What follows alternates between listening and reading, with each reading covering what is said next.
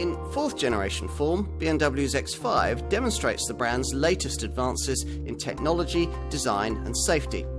Most importantly though, it's once again difficult to better in the large SUV segment if you prioritise a dynamic drive.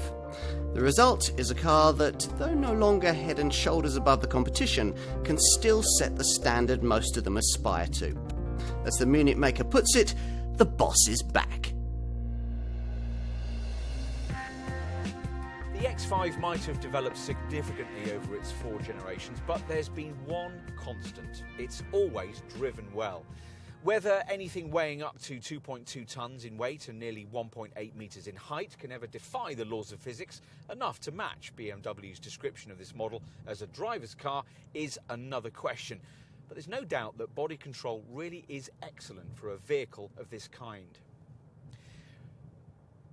Refinement's excellent too. BMW's finally settled on the kind of standard damping setup that a modern-era mainstream X5 should have. A 2-axle air-sprung system that can adapt itself for either on or off-road use. As for what lies beneath the bonnet, well, as before, most buyers are likely to choose the xDrive 30D variant we're trying here. It gets a revised 265 horsepower version of the straight-six single turbo 3-litre diesel used previously, combined with an improved 8-speed Steptronic Sport auto gearbox featuring wider ratios, slicker change electronics and even launch control. This volume variant records 45.6 mpg on the combined cycle and 162 grams per kilometre of CO2. Should you require a higher level of straight-line performance from your diesel X5, your dealer will point you instead to the M50D variant, which uses a multi-stage turbocharging system composed of 2 high-pressure and 2 low-pressure turbochargers. The combined setup delivers 400 horsepower, and you can get that power down through the bends thanks to a standard electronically controlled rear differential lock.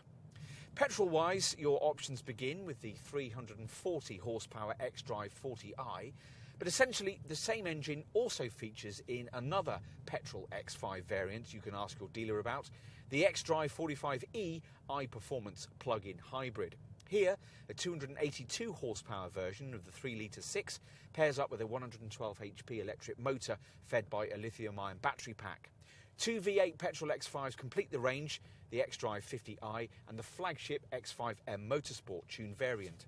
In the unlikely event that you're an X5 buyer prioritising off-piste stability, there's an optional X off-road pack which gives you a sump guard, specific driving screen interfaces and a series of transmission and suspension settings for various different surfaces.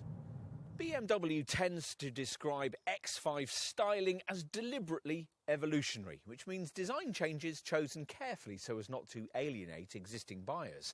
That's hardly an approach geared towards innovation, but it's appropriate as part of the more subtle interpretation of the crossover genre that's provided by this model's sports activity vehicle branding. Under the skin lies the cluster architecture platform used in the company's luxury saloons, and it's provided for a significant increase in size this time round. The 66mm width enhancement actually makes this G05 series design wider than its X7 big brother, and compared to the old F15 series model, is 42mm longer and 19mm higher.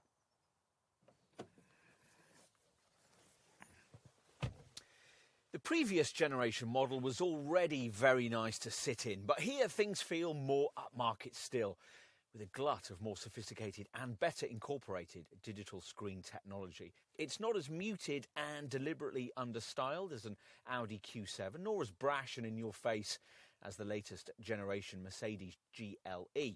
Instead, it plots a middle way that for us hits the mark perfectly. You sit a fraction lower than you would in some other SUVs, which accentuates the sportier feel, gripping a lovely tactile 3-spoke wheel through which you glimpse instrumentation that's a model of class and clarity. After years of bringing us rather half-hearted digital instrument displays that weren't completely configurable, BMW's finally bitten the bullet and delivered here a decently sized and properly customisable instrument binnacle screen as part of its new Live Cockpit Professional package. That combines this 12.3-inch digital instrument cluster display with a centre dash infotainment monitor of the same size. All of it accessible via touchscreen, the usual lower iDrive touch controller and your voice, the latter element working via a new Hey BMW voice recognition system that most owners will find easier to get to grips with. Time to check out the rear, which is where you'd expect this 4th generation model's extra 42mm of wheelbase length to pay dividends. And sure enough, once you take a seat in the second row, you'll quickly appreciate the extra leg and shoulder space on offer if you've owned an earlier generation version of this car. Taking a third person back here is easier too, not only because of this reshaped body's extra width. The centre transmission tunnel's notably low, and the middle part of the seat base isn't raised uncomfortably, as is the case with some rivals.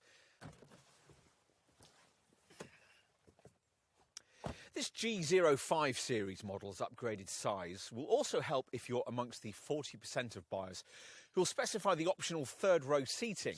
Another advantage of having the 7-seat option is that it entitles you to a more flexible second row bench with 10 degrees of backrest rake adjustment and 80mm of fore and aft seat based adjustment. This two-piece tailgate is an idea that BMW borrowed from Land Rover when it owned the company a couple of decades back, and with this generation model the Bavarian brand has got round to making the bottom section electrically powered as well as the top. Once everything's flat, up to 1,860 litres of space is freed up. For 2 decades now, the X5 model line has defined the kind of car a large luxury SUV should be. No other model in this class is so easy to transition into from a large luxury saloon. But once you've done so, all the crossover qualities that people look for in this segment are present and correct. The more assertive looks, the commanding driving position, the additional practicality, and the extra off-tarmac ability. It's all there, but in a car that can take on twisty tarmac with astonishing confidence for something so high and heavy. A benchmark then, just as X5s have always been.